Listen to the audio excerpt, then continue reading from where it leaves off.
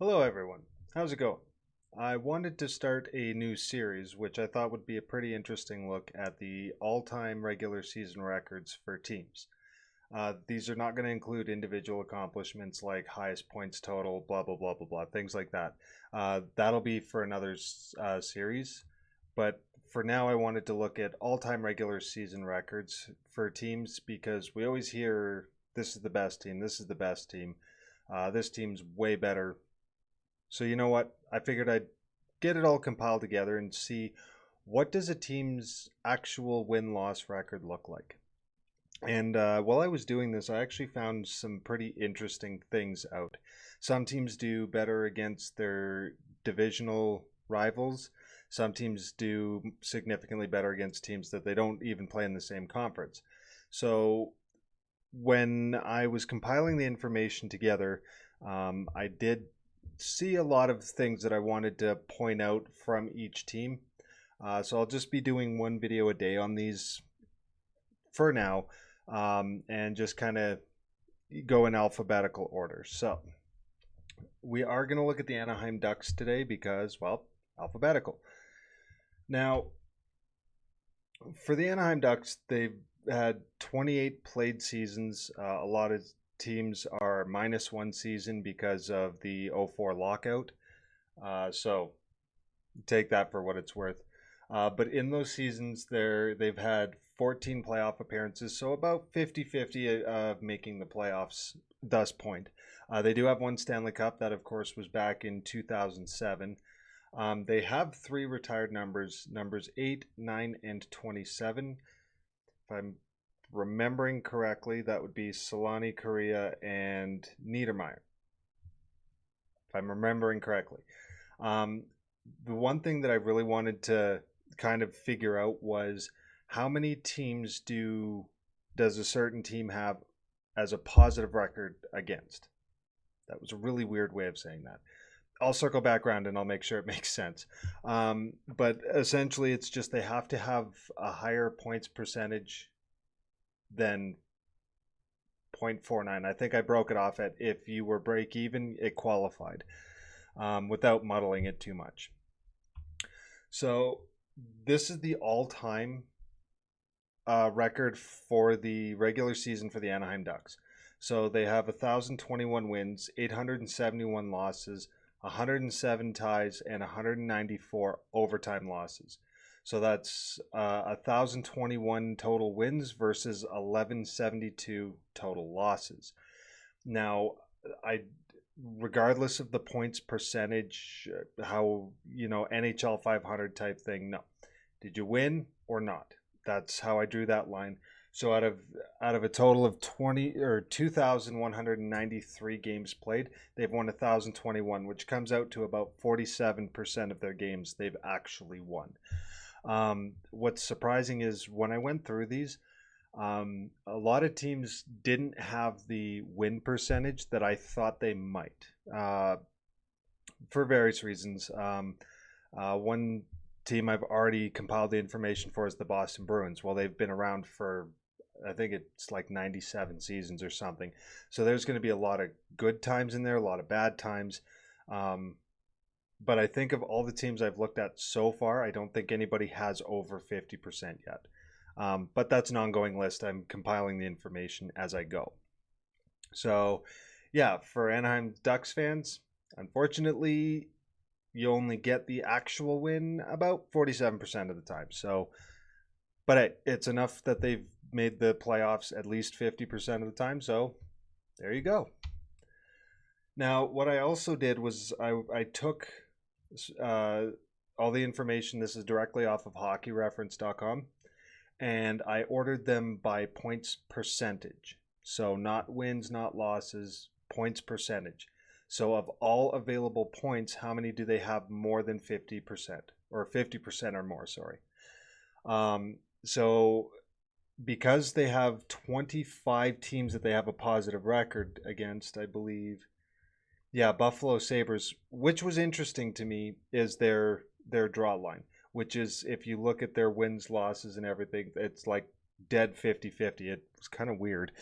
But every team above that they've got a positive record against, and that's every Pacific Division team except for the Golden Knights, who have, yeah, basically made Anaheim their punching bag since they came into the league. Now, that is a very small sample size compared to a lot of the other teams, but because, yeah. Uh, so Seattle and Vegas have small numbers. We're expecting that.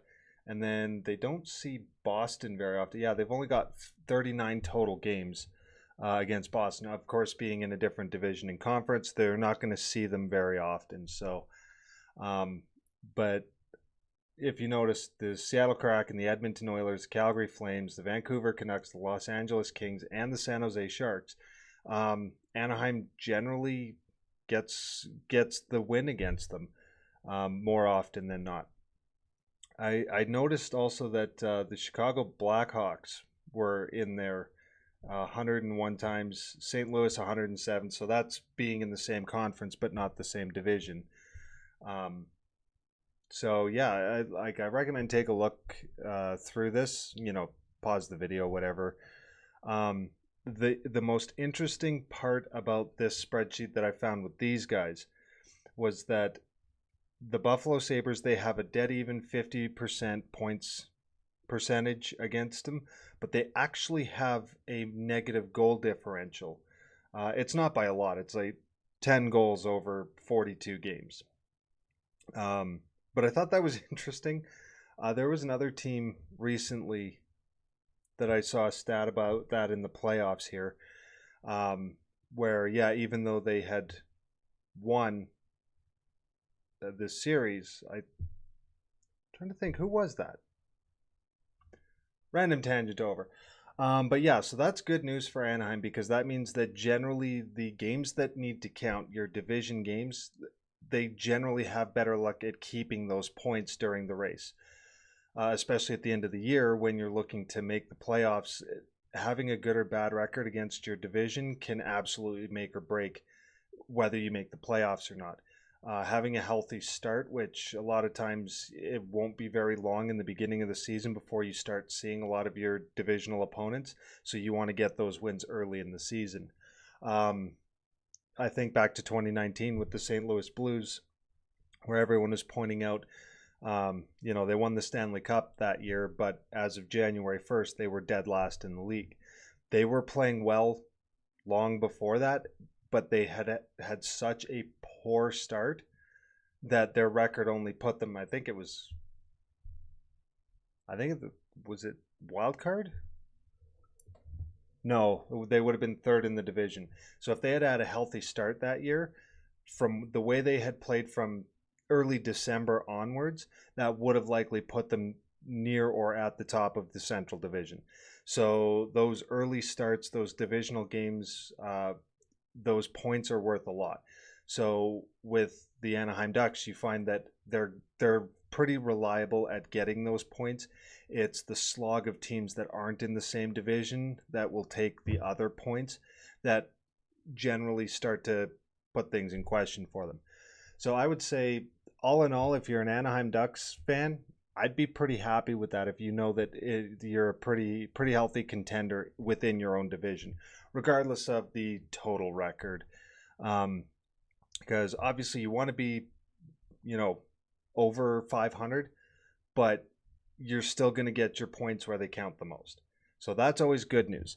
I would imagine that, like with the Calgary Flames, that's 11th. I thought that was actually going to be a lot higher up. I thought Calgary was going to be closer to, 6th, 7th, that area, because Anaheim just spent like basically a decade. Calgary couldn't buy a win against them. So I'm a little bit surprised that number isn't higher, because Anaheim also came in at a time after the Calgary Flames were the dominant powerhouse that they were through much of the 80s, just like the Oilers were. So the Edmonton Oilers, kind of the same thing, where just Anaheim, they'd come through Alberta and they'd just go, okay, we'll take our 4 points and be on our way. So yeah, a little surprised those are a little lower. Los Angeles and San Jose, they don't really entirely surprise me where they're at, because they're local rivals like those three teams just they all hate each other.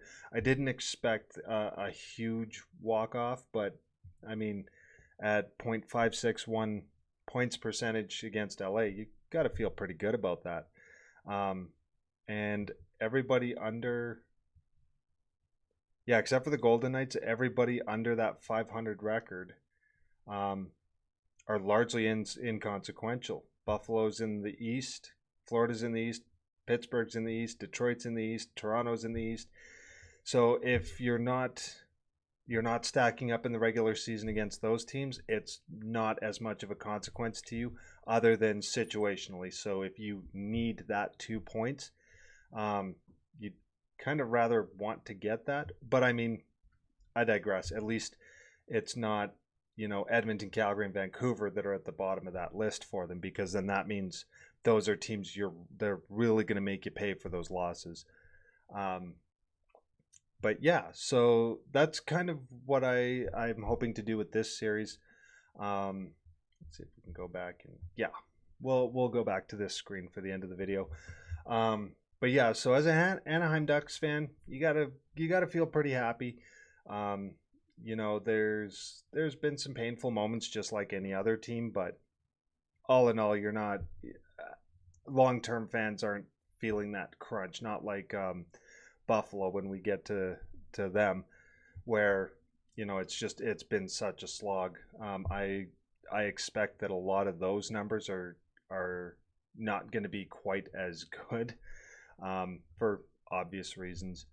But yeah, that's a look at the all time. Just a quick glance overview at the all time records for the Anaheim Ducks, and we'll delve a little bit more throughout the summer, get into other things regarding the team, the players, all-time leaders, things like that. Um, so, yeah, I hope you enjoyed the video.